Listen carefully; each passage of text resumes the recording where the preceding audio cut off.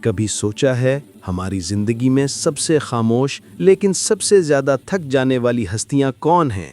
ماں اور باپ۔ ماں جو خود بھوکی رہ کر ہمیں کھلاتی رہی، جس کے ہاتھوں کی لکیروں میں ہمارا کل چھپا ہوتا ہے، جس کی دعاؤں نے ہمیں آج تک سنبھال کر رکھا ہوا ہے۔ اور باپ جو تھک تھک کر بھی کبھی شکایت نہ کرے، جس نے دھوپ اپنے حصے میں رکھی اور سایہ ہمارے، جو مسکراتا ہے مگر اس مسکراہٹ کے پیچھے ہزاروں قربانیاں چھپی ہوتی ہیں۔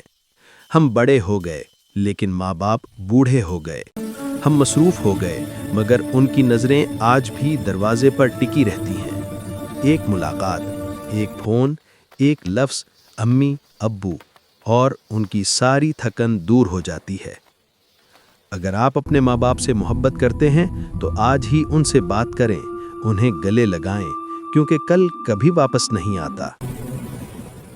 اور اگر یہ ویڈیو سن کر آپ کے دل میں ماں باپ کی یاد آئی ہے تو پلیز ہمارے چینل کو سبسکرائب کریں تاکہ ہم آپ تک مزید دل چھو لینے والی کہانیاں لاتے رہیں۔